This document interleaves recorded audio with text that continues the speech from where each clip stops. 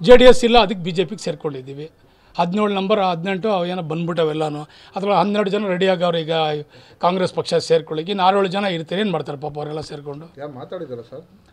ಅಲ್ಲ, ಮಾತಾಡಿದಾರಲ್ಲ ಪಾಪ ಅವರೇನೋ ಅವ್ರಿಗೆ ಒಂದು ಸಿದ್ಧಾಂತ ಬೇಕಾಗಿತ್ತು. JDSಲ್ಲಿ ಇದ್ದರು, ನಾವು ಯಾರಿಗೂ ಕರೀತಾ ಇಲ್ಲ ನೋಡಿ. ಎಲ್ಲ ಪಕ್ಷದಲ್ಲೂ ಒಂದು ಸಿದ್ಧಾಂತ ಇರ್ತದೆ. ಅವ್ರಿಗೆ ಒಂದು JDS ಒಂದು ಸಿದ್ಧಾಂತದ ಮೇಲೆ ನಡೀತಾ ಇತ್ತು. ಅದನ್ನು ಇವತ್ತು ಆ ಸಿದ್ಧಾಂತ ಎಲ್ಲ BJPಗೆ ಹೋದ್ಮೇಲೆ ಅವ್ರು ಏನು ಮಾಡ್ತಾರೆ ಪಾಪ.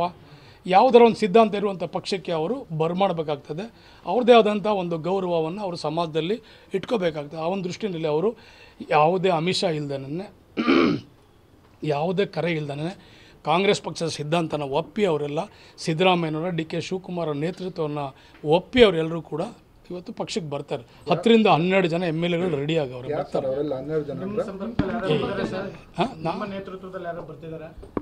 ನನ್ನ ನೇತೃತ್ವ ಏನಿಲ್ಲ ಸ್ವಾಮಿ,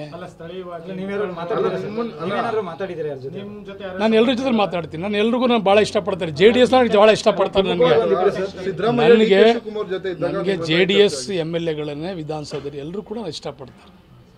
ಗೆದ್ದಿದ್ದೆಲ್ಲಯ್ಯ ಬಾಪ, ಗೆದ್ದಿದೆಯಲ್ಲಪ್ಪ, ನಮ್ಮ ಮೇಲೆ ಗೆದ್ದಿದೆಯಾ ಬಾರಯ್ಯ ಅಂದ್ಬಿಟ್ಟು ನನಗೆ ಭಾಳ ಪ್ರೀತಿ ಮಾಡ್ತಾರೆ, ಮುತ್ತಿಕ್ತಾರೆ, ನನಗೆ ಕರ್ಕೋತಾರೆ ಪಾಪ.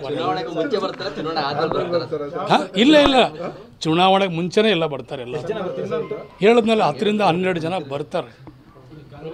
ಎಲ್ಲರಿಗೂ ಪ್ರಾಧಾನ್ಯತೆ ಕೊಡ್ತಿದ್ದಾರೆ ಅಂತ ಹೇಳಿದ್ರಿ. ಈ ಜಿಲ್ಲೆಯಲ್ಲಿ ಕೆಲವು ಪ್ರಾಧಿಕಾರಗಳಿಗೆ ನೇಮಕ ಆಗಿರಲಿ, ಕೆಲವು ಒಂದೇ ಸಮುದಾಯಕ್ಕೆ ಮಾತ್ರ ಆದ್ಯತೆ ಕೊಟ್ಟಿದ್ದಾರೆ, ಬೇರೆ ಯಾವ ಸಮುದಾಯದವ್ರನ್ನ ಕನ್ಸಿಡರ್ ಮಾಡಿಲ್ಲ ಅಧ್ಯಕ್ಷ ಇದಕ್ಕೆ. ಇಲ್ಲ ಇಲ್ಲ, ನಾವು ಎಲ್ರಿಗೂ ಈಗ ಶ್ರೀದೇವಿ ಯಾವ ಜನ ಅಧ್ಯಕ್ಷ ಹುದ್ದೆಗೆ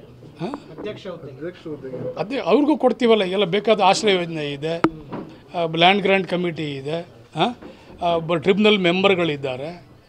ನೋಟೇಬಲ್ ಪೋಸ್ಟ್ಗಳನ್ನೆಲ್ಲ ಈ ಥರ ಮಾಡಿದ್ದಾರೆ ಅಂತ ನೋಡಿ.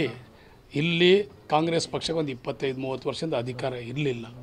ಈಗ ನಾವೆಲ್ಲರೂ ಕೂಡ ಗುರುತಿಸಿ ಎಲ್ರಿಗೂ ಸಮಾನವಾಗಿ ನಾವು ಎಲ್ರಿಗೂ ಜೊತೆಲಿ ಕರ್ಕೊಂಡು ಹೋಗ್ಬೇಕಾಗ್ತದೆ. ಸರ್, KP ಯೋಗೇಶ್ವರ್ ಹೇಳ್ತಾ ಇದ್ದಾರೆ ಸರ್, ಸುರೇಶ್ ಅವರು ಕೆಲಸ ಮಾಡಿದರೆ ಯಾಕೆ ಊರಿಗೆ ಹೋಗಿ ಸೀರೆ ಹಂಚಬೇಕಾಗಿತ್ತು, ತವಾ ಕುಕ್ಕರ್ ಹಂಚಬೇಕಾಗಿತ್ತು ನೋಡ್ರಿ. ಅವ್ರು ಮಾಡಿಲ್ಲ, ಸೋಲಿನ ಭೀತಿಯಿಂದ ಹಿಂಗೆ ಮಾಡ್ತಿದ್ದಾರೆ. ಈಗ ನಿಮಗೆ ಶಕ್ತಿ ಇದ್ದರೆ ಕೊಡಿ, ಶಕ್ತಿ ಇಲ್ಲ ಅಂತೇಳಿ ಅದ್ರ ಬಗ್ಗೆ ನೀವೇನು ಪ್ರಚಾರ ಮಾಡಬೇಕಾದ ಅವಶ್ಯಕತೆ ಇಲ್ಲ.